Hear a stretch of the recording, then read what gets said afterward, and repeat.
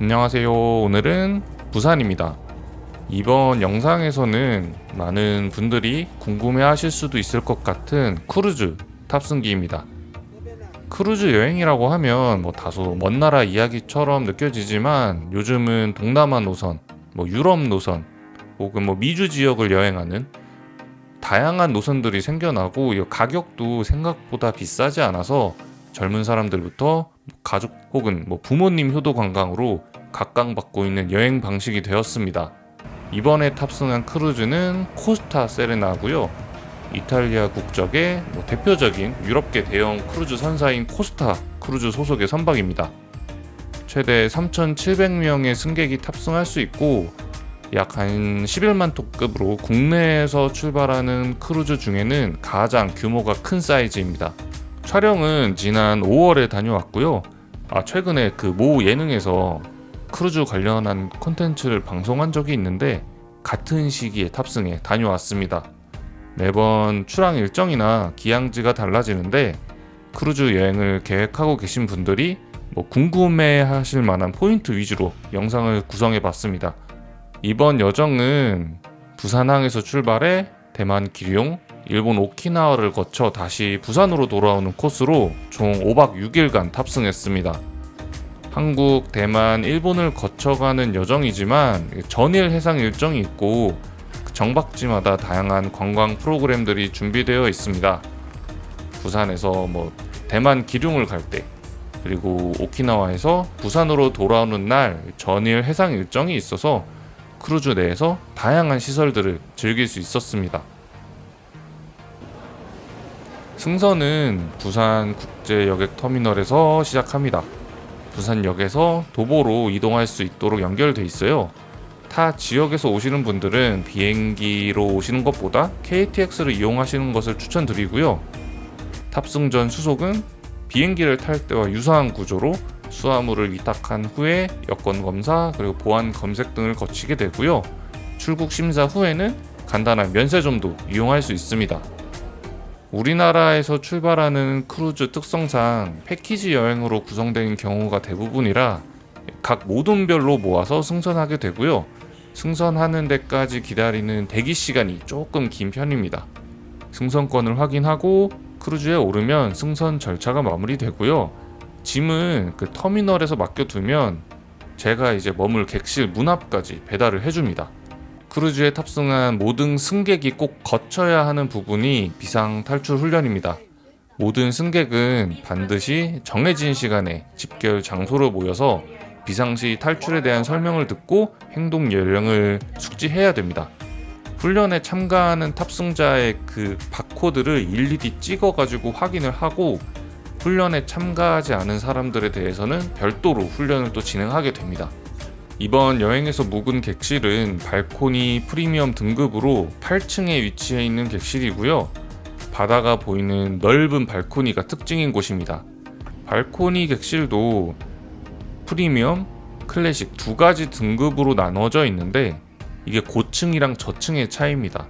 내측 객실과 바다를 바라보는 객실, 그리고 발코니 객실의 가격 차이가 꽤 큰 편이라 고민을 하실 수가 있는데 개인적으로는 발코니 객실을 추천드려요. 객실은 1인당 요금으로 계산하게 되고 저희는 성인 4명, 미성년자 2 이렇게 기준으로 약 한 1,200만원 정도 지불하였습니다. 가격은 언제 예약했는지 그리고 인원 구성에 따라서 차이는 있을 수 있는데 성인 1인당 약 한 250만원 정도 생각하시면 될 것 같아요. 미성년자는 80만원에서 100만원 정도 사이였습니다.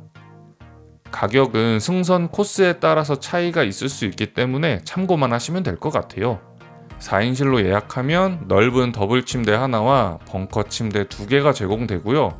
벙커 침대는 싱글 침대 사이즈로 2층 침대로 만들어서 제공됩니다.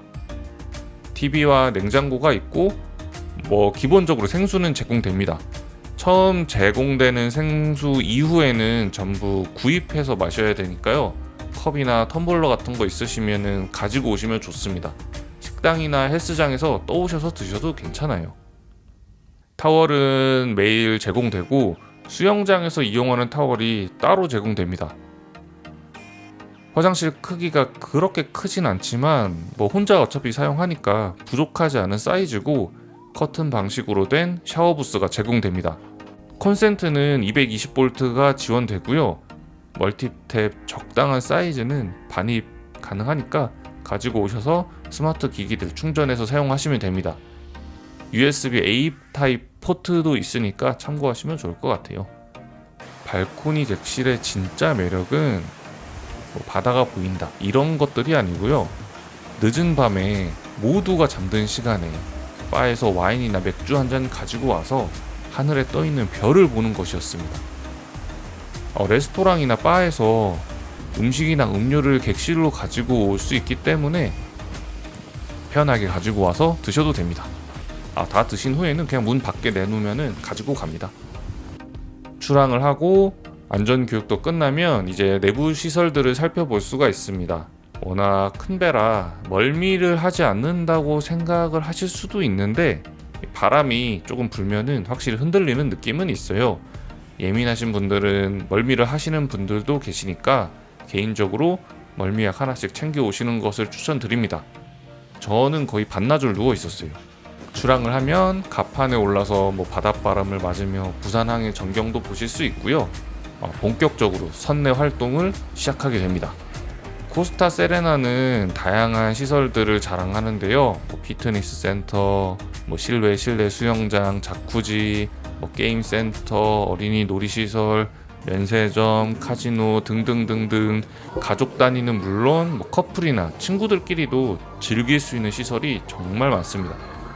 처음에는 엄청 큰 공간이라고 생각이 되는데 사실 다니다 보면은 가는 곳만 가게 돼 있어서 그리 큰 줄 모르겠더라고요.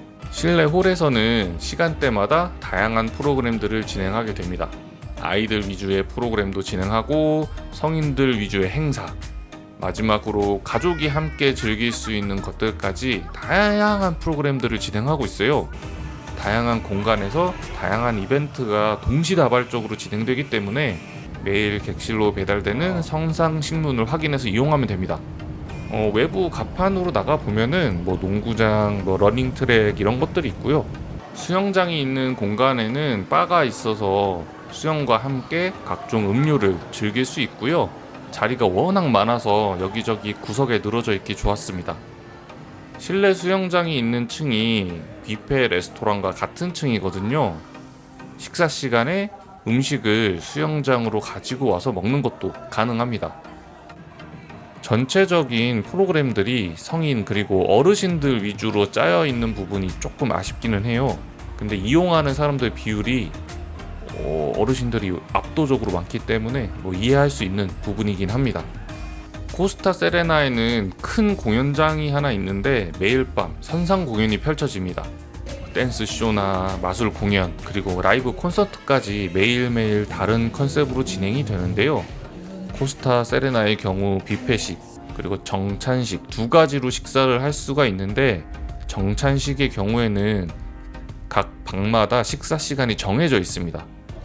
하지만 같은 공연을 하루에 2번씩 진행하기 때문에 식사 시간과 겹치더라도 다른 타임에 공연을 즐길 수 있는 부분은 좋았어요.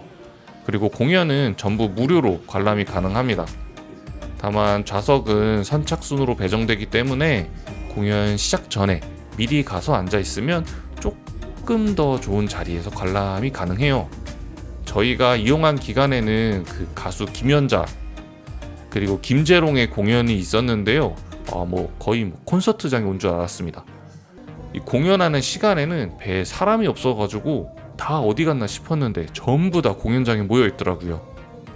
공연장에서 하는 모든 건 다 객실에 설치되어 있는 TV를 통해서 시청하는 것도 가능합니다. 한 타임은 공연장에서, 나머지 한 타임은 객실에서 이렇게 즐기면 2번을 즐길 수 있다는 점 참고하시면 좋을 것 같아요. 물론 2번 다 공연장에 가시는 것도 가능합니다. 코스타 세레나는 무료로 이용할 수 있는 식사, 그리고 유료로 이용할 수 있는 식당 이렇게 구분이 되어 있어요. 무료로 이용할 수 있는 식사는 기본적으로 뷔페 레스토랑 그리고 정찬 레스토랑 이렇게 볼 수 있고요. 따로 비용을 지불하면은 피자나 훠거, 스시 등 다양한 메뉴들도 즐길 수 있습니다. 조식부터 석식, 그리고 야식까지도 제공이 되고요. 뷔페 메뉴가 뭐 거기서 거기긴 하지만 매일 과일의 종류도 조금씩 바뀌고 메인급 메뉴들이 매번 교체가 되기 때문에 저는 뷔페도 나름 괜찮게 이용을 했습니다. 정찬 레스토랑의 경우에는 맛있는 음식은 좋았는데 아닌 것들도 많더라고요. 개인적으로는 뷔페가 더 만족도가 좋았습니다. 바에서는 라면도 판매하고 있어요. 수영하시다가 드시는 분들 정말 많더라고요. 저희도 한 사발 해줬고요. 바에는 그 다양한 종류의 칵테일, 와인, 뭐 맥주 이런 것들 즐길 수 있는데 바에 따라서 판매하고 있는 주류가 조금씩 차이는 있었습니다. 수영장에 있는 바에서는 라이트하게 뭐 맥주, 와인, 뭐 가벼운 칵테일 위주의 메뉴가 만들어져 있었고 카지노 옆에 있는 바에서는 위스키 종류도 판매하고 있었습니다. 취향에 맞게 그리고 분위기에 맞게 이용하시면 될 것 같아요. 주류 가격대는 생각보다 비싸지 않았습니다. 보통 6에서 10달러 사이로 이용할 수 있고요.